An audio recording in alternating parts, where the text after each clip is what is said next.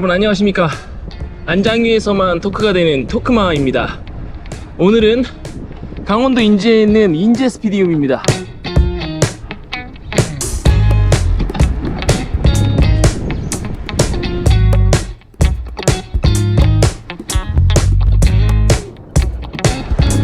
와, 고지차가 엄청 나가지고.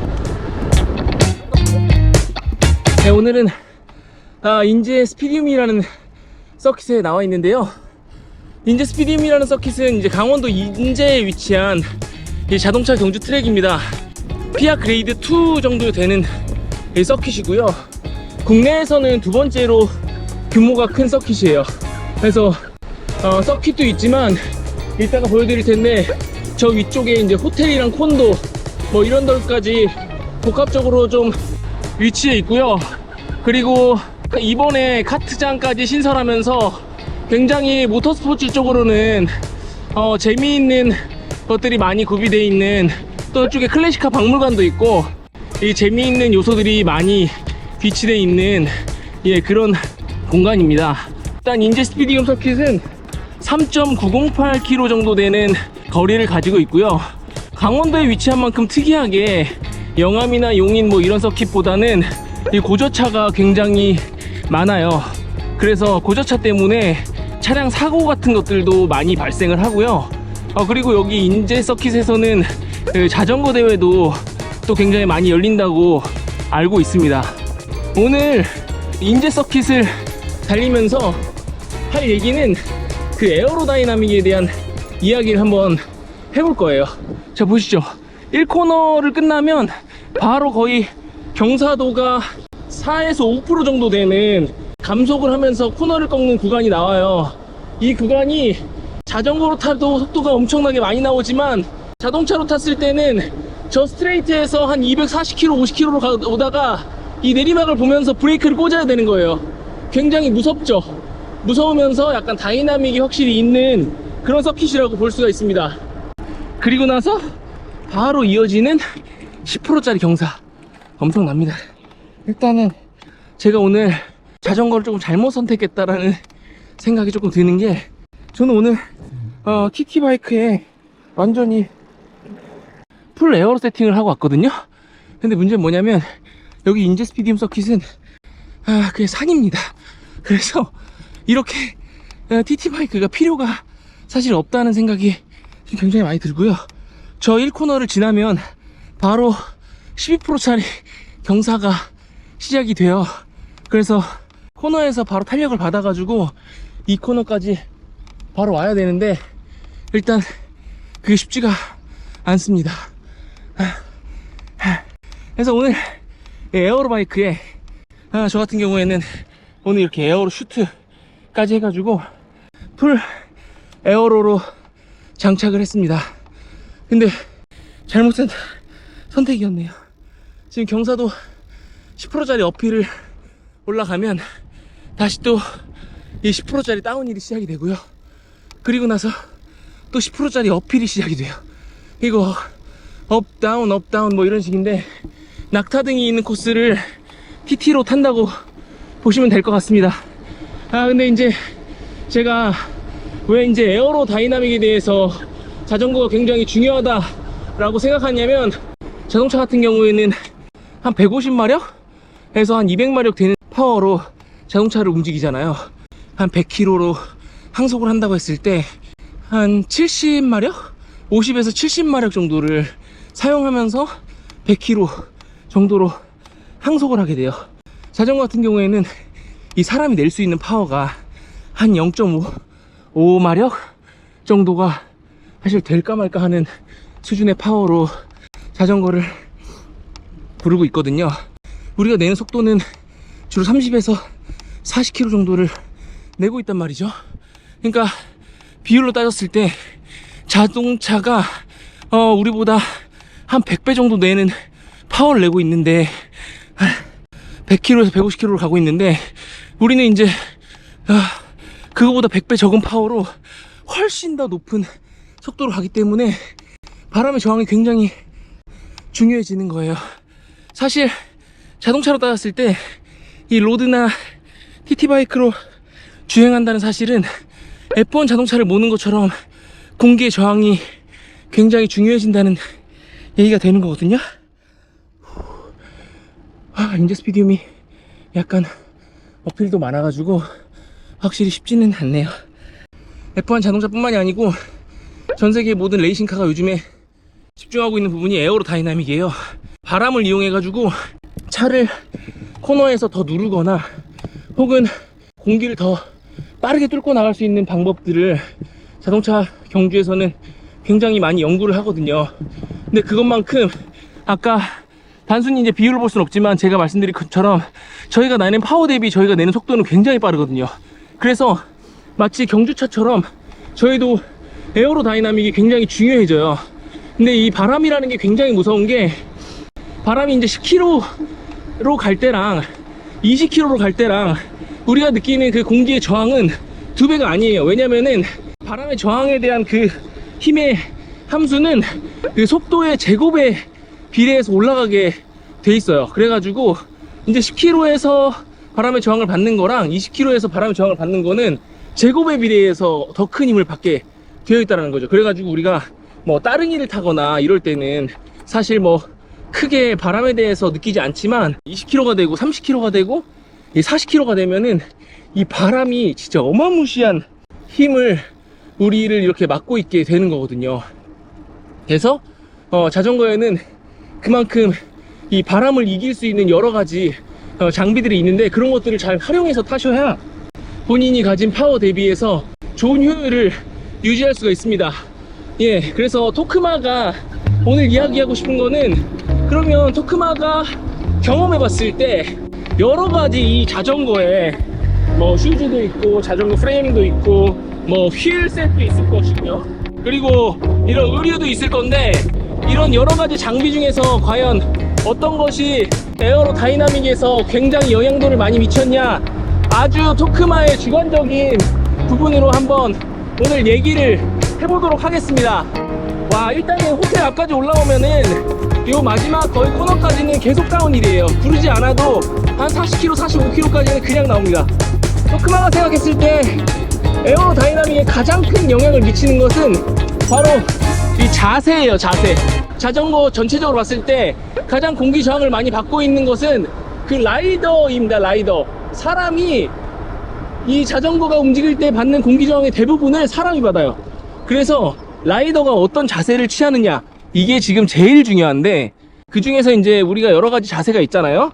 이거는 이제 TT라서 표현이 안 되는데 이런 식으로 이 탑을 잡고 갈 수 있는 이 자세가 있을 수도 있고요. 혹은 이게 이제 후드라고 봤을 때 후드를 잡고 갈 수 있는 방법이 있을 거고요. 혹은 이 밑에 로드는 밑에 이제 드랍바가 있잖아요.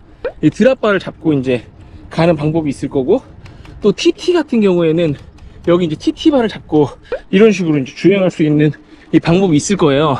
제가 봤을 때 가장 공기 저항을 덜 받는 자세는 TT 자세를 취하는 게 가장 적은 공기 저항을 받는다고 볼 수 있습니다. 왜냐면은 TT 자세를 취하면 이 밑으로 숙여지는 그 각도도 맞지만 이 전반적으로 이 어깨가 좁아지면서 이 공기를 뚫고 나가는 게 그만큼 이제 좀 쉬워지는 자세가 될 수 있어요.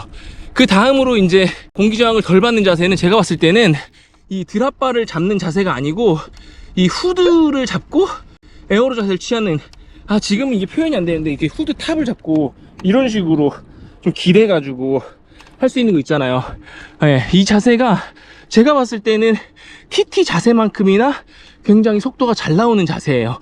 근데 이제 이 자세 같은 경우에는 조금 훈련이 필요한 게 뭐냐면 이 자세를 오래 유지할 수가 없어요. 코어에 엄청난 힘이 들어가고 코어에 힘이 들어가는 만큼 이 자세를 오래 유지하는 게 굉장히 힘들어요. 그래서 빠르지만 이 자세를 하기 위해서는 코어를 단련하는 훈련을 좀 해야 되고요. 그 다음 자세가 이제 드랍바를 잡고 주행한 자세입니다. 이 자세는 생각보다 코어에 큰 힘이 들어가진 않아요.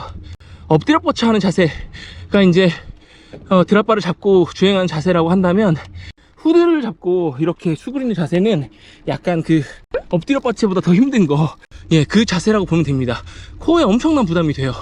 그리고 이제 탑을 잡는 자세, 거의 탑을 잡는 거랑 후드를 잡는 거랑은 엄청난 평속의 차이를 낼 수가 있습니다. 거의 평속이 한 4km 이상 차이가 나요.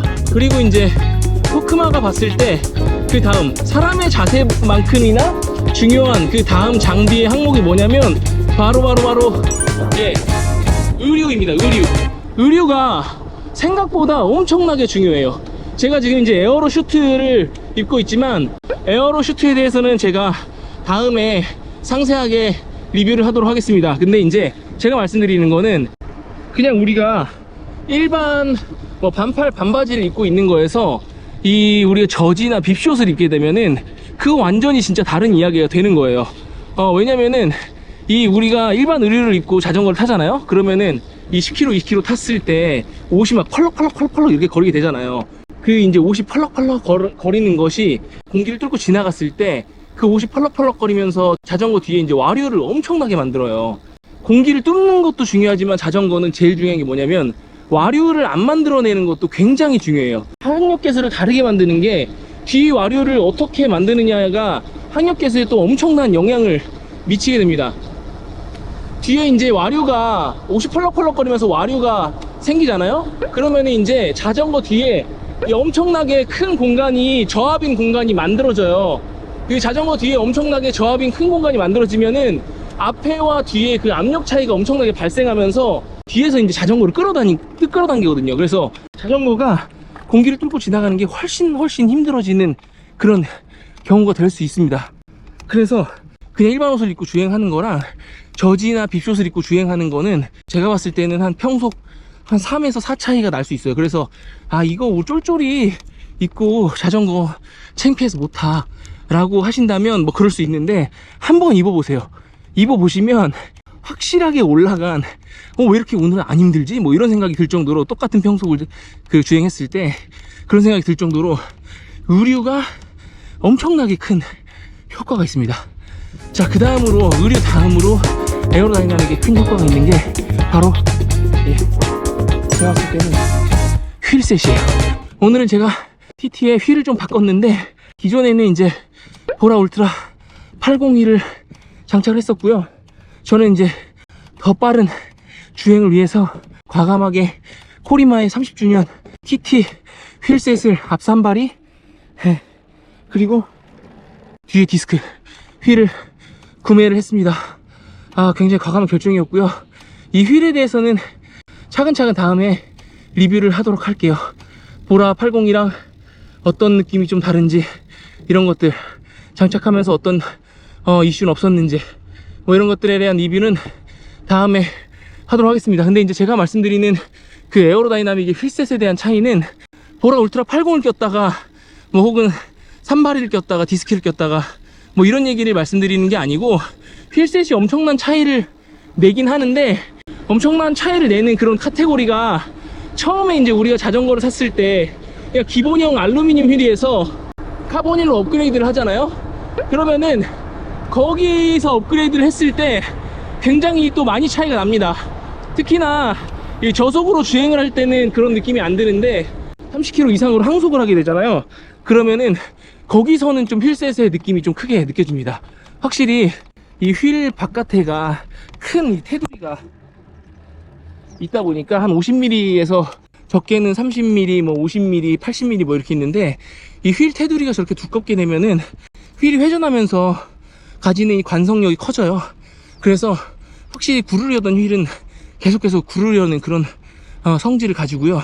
또 그리고 높아진 립 높이만큼 바람을 굉장히 잘 가르고 와류 같은 것도 발생을 많이 억제시켜 주기 때문에 이 항속력에서 굉장한 차이를 보입니다. 그러면은 제일 마지막으로 효과가 가장 없어 보이는 게 뭐냐면은 바로 제가 생각했을 때는 프레임입니다. 프레임 같은 경우에는 이게 뭐 아주 근소한 차이를 보이는 것 같아요. TT 프레임과 에어로 프레임 그리고 올라운드 프레임 뭐 이렇게 있을 수 있는데 이 올라운드 프레임과 그 에어로 프레임의 차이는 아주 근소한 차이가 나는 것 같고요. 정말 선수들이 느낄 만한 그런 근소한 차이가 프레임에서 나는 것 같고요. 그리고 TT 휠과 일반 에어로 프레임 간의 차이는 이 TT 차는 이런 식으로 TT 전용 자세를 취할 수 있는 콕핏을 만들어줘서 아주 에어로한 자세를 취하면서도 여기 이제 그 암 거치대가 있어서 이 자세를 특별히 이제 코어에 큰 힘을 주지 않고서라도 굉장히 오랫동안 유지할 수 있다라는 이제 그 장점이 있습니다. 그래서 제가 봤을 때는 어떤 프레임의 차이로 인해서 기록 차이가 난다기보다는 이 TT의 특성상 라이더의 자세를, TT 자세를 오래 유지할 수 있게 해줌으로써 이 에어로의 효과가 좀 차이 나는 것으로 보여요. 아, 그리고 이제 한 가지 더 있는데 이 헬멧. 헬멧은 의류만큼이나 제가 볼 때 중요한 것 같아요. 헬멧 안 쓰고 자전거 타잖아요. 그러면은 머리가 막 펄럭펄럭 거리면서 계속 똑같이 뒤에 와류를 엄청나게 많이 만들어내요. GCN에 보면은 이 다리털도 자르라고 하잖아요. 왜냐면 다리털이 펄럭거리면서 얘를 막 저를 막 공기 저항을 엄청나게 준다는 기보다는 다리털이 공기가 지나가면서 뒤에다가 후방 와류를 엄청나게 만들어내는 거예요. 그래서 후류의 와류를 만들어내는 것이 이 뒤에서 이제 나를 끌어다니게 만든다니까. 그만큼 이제 헬멧을 쓴 거랑 안 쓴 거는 굉장히 중요해요. 그래서 안 쓰면, 헬멧을 쓰지 않으면 머리카락이 역시 엄청난 와류를 만들어내면서 자전거를 뒤에서 바람이 끌어다니게 만드는 효과가 날 수 있습니다. 근데 이제 제가 궁금한 거는, 저는 이제 이렇게 벤틸레이션이 많이 뚫려 있는 이런 헬멧을 쓰고 있잖아요. 근데 이제 그런 게 아니라 그 TT 헬멧 있죠. 이제 귀도 다 가리고 앞에 고글도 다 부착돼 있고 이런 그런 TT 헬멧을 쓰면 과연 얼만큼이나 에어로다이나믹적인 효과가 있을까? 그게 전 너무 궁금하더라고요. 그래가지고 이렇게 하나하나씩 지금 사 모으고 있는 거예요. 이 TT 앞에 이제 산발이, 산발이랑 디스크 휠도 사서 모은 거고, 그리고 TT 자전거도 오래전에 사서 모았고, 그 다음에 이제 에어로 슈트도 사서 모았고, 그 다음에 이제 남은 게 이 TT 헬멧이 남았습니다. 근데 궁금한 거는 이런 풀 에어로 장비를 장착했을 때 TT바를 잡고 주행하면은 과연 얼마나 빨라질 것인가? 전 이게 굉장히 궁금해요. 그래서 제가 이 장비를 다 사 모을 때, 드래곤볼을 다 모았을 때 여러분들께 과연 이게 얼만큼이나 효과가 있는지에 대해서 한번 신랄하게 한번 털어보도록 하겠습니다. 그래서 오늘은 그 인제 스피디움을 달리면서 간단하게 에어로 다이나믹에 대해서 한번 털어봤고요. 인제 스피디움이 한번 달려보니까 굉장히 재밌네요. 일단 고저차가 있어가지고 이 진짜 낙타등 타는 것처럼 올라온 다음에 이 내리막이 굉장히 빠르고 시원하게 가다 보니까 그 보상이 굉장히 있고 재밌어요. 서킷이.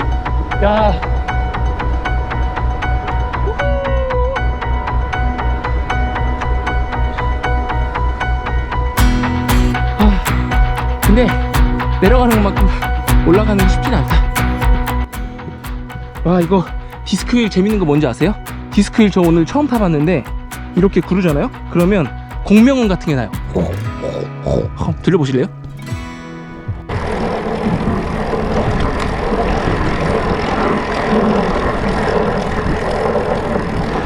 이게 들릴지는 모르겠는데 이 서킷이 다 울릴 만큼 엄청난 공명음이 납니다. 이 카보닛 안쪽이 어느 정도는 좀 많이 비어있나봐요. 그래서 그 비어있는 부분이 약간 공기를 약간 퉁퉁 튀면서 그런 나는 소리인 것 같아요.